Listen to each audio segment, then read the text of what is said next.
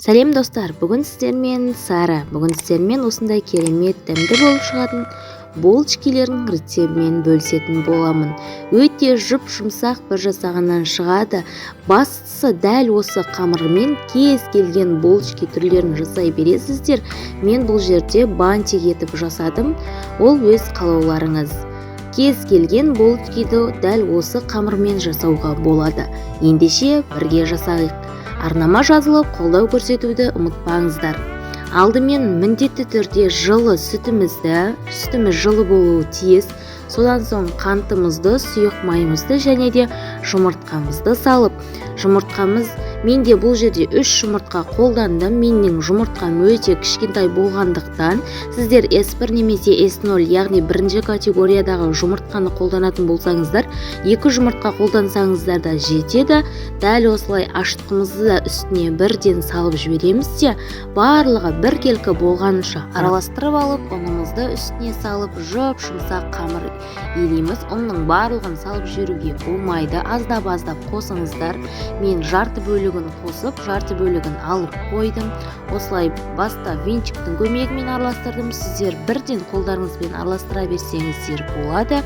Міне дәл осылай аздап қана ұнымызды салып аламыз.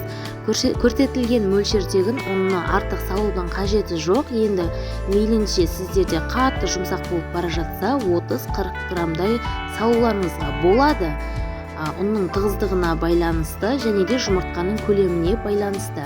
Міне дәл осылай аздап қана салып, жақсылап иін қалдырып, міндетті түрде қолдығы жапсады. Оған уайымдамаңыздар. Себебі біздің қамырымыздың құрамында қантымыз болғандықтан қолымызға жапсады. Міне дәл осындай болған кезде сары майымызды, бөлме температурасындағы жартылай еріген сары майымызды осылай қамырымыздың үстіне салып, біркелкі болғанша барлық жағына сіңгенше дәл осылай ұн салмастан жақсылап тұрып, иін қандырып аламыз. Міне көріп тұрғандарыңыздай жақсылап илеп алдым, қолыма жабысып тұр. Ендігі кезекте дәл осылай сұйық майымызды үстіне құйып, барлық жағына тигізіп, қайта қайырып илеп алатын боламыз. Біздің сұйық майымыз барлық жағына тиюі тиіс. Міндетті түрде дәл осылай істеп болғаннан соң үстін салапанмен кез келген нәрсемен жауып, жылы жерге 1 сағатқа немесе 1,5 сағатқа 2-3 есе болып көтерілгенше қалдыруымыз тиіс.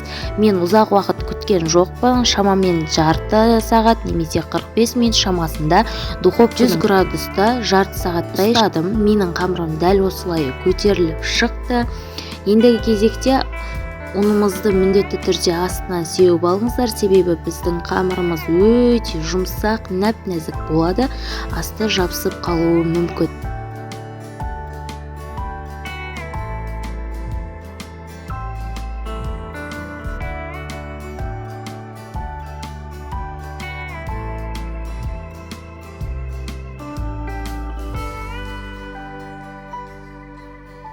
Міне осылай алдымен 2 бөлікке бөліп алып, содан соң одан да кішкентай майда бөліктерге бөліп аламыз. Шамамен 30-35 грамм мөлшерінде жасасаңыздар болады. Мен жай ғана көз мөлшерімен осылай бөліп шықтым.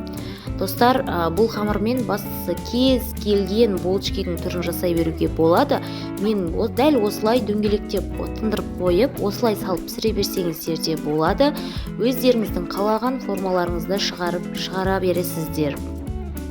Мен осылай барлық қамырымды бірінші дөңгелектеп алдым да 10-15 минутқа тындыруға қойып, кезекте дәл осылай мен бірінші қамырымды бантик етіп жасадым. Бантик етіп жасау өте оңай. Қатты жұқа қылып жайып жібермеңіздер.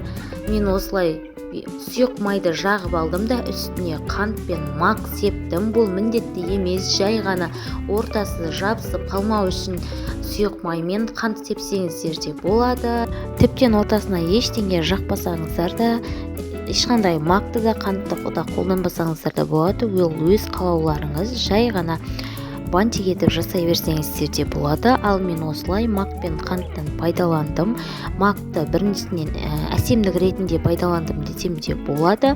Дәл осылай екі шетін жақсылап жауып болғаннан соң Екі шетін осылай қиқашынан кесеміз де бантик пішініне келтіріп, арқасына қарай өткізіп алып, жақсылап қысып, екі қамырды біріктіретін боламыз. Жақсылап біріктіріңіздер, ажырап кетпеуі керек.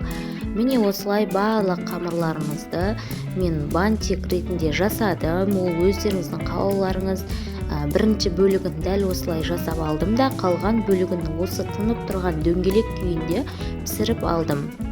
Дәл осылай бірінен соң бірін бантик қылып жасап алсаңыздар болады. Достар, мен описание бөлімінде қандай заттарды қосқанымды және де мөлшерін, грамын барлығын описание бөліміне жазып кеткен болатынмын. Сол жақтан қарай аласыздар.